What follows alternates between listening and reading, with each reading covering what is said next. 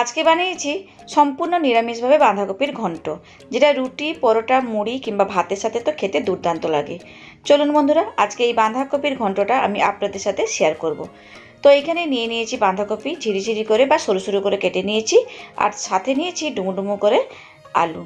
একটা আলু দিয়েছি আমি এখানে, আর নিয়েছি কড়াইশুঁটি। শীতের সবজি বলে কথা, এই শীতকালেই বাঁধাকপি, ফুলকপি, কড়াইশুঁটি সমস্ত কিছু পাওয়া যায়, তাই না? তাই আজকে একটুখানি নিরামিষভাবে আমি বানাচ্ছি। আর কড়াইতে গরম করতে দিয়ে দিলাম সরিষার তেল। ওইদিকে তেলটা যতক্ষণ গরম হচ্ছে সেই ফাঁকে আমি এক টুকরো আদা নিয়েছি, সেই আদাটাকে একটুখানি গ্রেট করে নিয়েছি। এই যে দেখুন, পুরো শিলে বাটার মতনই লাগছে না? যাই হোক, আদাটা ঘষে নিয়েছি। আর এইদিকে দেখুন, তেলটা ভালো মতো গরম হয়ে গেছে। তো তেলটা তো ভালো মতো গরম হয়ে গেছে। তেলের মধ্যে ফোড়নে দিয়ে দিচ্ছি গোটা জিরে, তেজপাতা, এলাচ, দারচিনি আর লবঙ্গ। ফোড়নটা থেকে যখন ভালো একটা সুগন্ধ বেরোবে না, এরপরে দিয়ে দিচ্ছি গ্রেট করা আদা।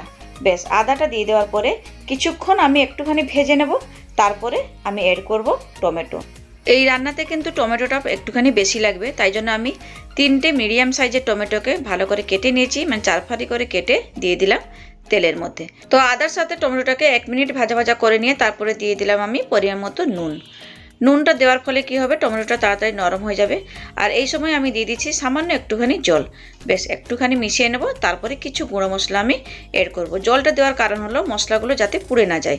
তো দিয়ে দিলাম হলুদের গুঁড়ো, জিরে গুঁড়ো, ধনের গুঁড়ো, আর দিয়ে দেবো ঝাল লঙ্কার গুঁড়ো, আর দিলাম কাশ্মীরি লাল লঙ্কার গুঁড়ো। বেশ, 2-4 মিনিট এইভাবে মশলাটাকে ভালো করে একটুখানি কষে নেব। আর দিয়ে দেবো সামান্য একটুখানি চিনি। চিনিটা পরিমাণ মতো বুঝে সুঝে দিলাম, যেহেতু নিরামিষ রান্না একটু চিনি দিলে ভালো লাগে খেতে। এরপরে আমি সামান্য জল দিয়ে বা অল্প জল দিয়ে মশলাটাকে ভালো করে কষে নেব। দেখুন, কালারটা জাস্ট ফাটাফাটি হয়েছে না? মশলাটা ভালো মতো কষা হয়ে গেছে, ওপর থেকে তেলটা ছেড়ে দিয়েছি। চলুন, এই সময় আমি দিয়ে দিলাম বাঁধাকপি, কড়াইশুঁটি আর আলু। আলুটা আর আমি ভাজলাম না, একসাথে সব কিছুকে মশলার সাথে কষে নেব। তারপরে ঢাকা দিয়ে রান্না করব। জল ছাড়াই আমি এই বাঁধাকপি রান্নাটা করছি। জল ছাড়া রান্না করলে কিন্তু এই নিরামিষ রান্নাটা খেতে কিন্তু বেশ ভালো লাগবে। চলুন, মশলার সাথে বাঁধাকপিটা একটুখানি মিশিয়ে নিয়েছি।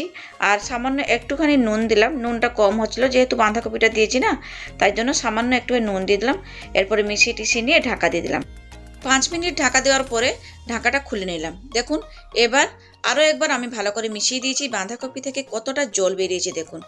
তো একবার তো ভালো করে মিশিয়ে নিলাম। তো এখনও অবধি বাঁধাকপি রান্নাটা হয়নি, তাই আরও একবার আমি ঢাকা দিয়ে দিলাম 5 থেকে 10 মিনিট মতো।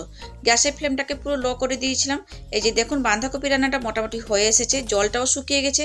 আর নামানোর আগে দিয়ে দিলাম ঘি। গরম মশলা গুঁড়োটা আর দিলাম না, যেহেতু গোটা গরম মশলা ফোড়নে দিয়েছিলাম, তাই আমি আর গরম মশলা পাউডারটা দিলাম না। শুধু ঘি দিয়েই আমি মিশিয়ে টিশিয়ে নামিয়ে ফেলবো। এই যে দেখুন বন্ধুরা, কতটা লোভনীয় হয়েছে এই নিরামিষ বাঁধাকপির ঘন্টটা। আর এই বাঁধাকপির তরকারিটা কিন্তু আমি রুটির সাথে খাওয়ার জন্য সকালবেলা বানিয়েছি। ভালোই হয়েছিল কিন্তু খেতে। তাহলে বন্ধুরা, আজকের এই নিরামিষ বাঁধাকপির ঘন্টটা আপনাদের কেমন লাগলো অবশ্যই কিন্তু কমেন্টস করে জানাবেন। তাহলে আজকের মতন রইলাম, টাটা।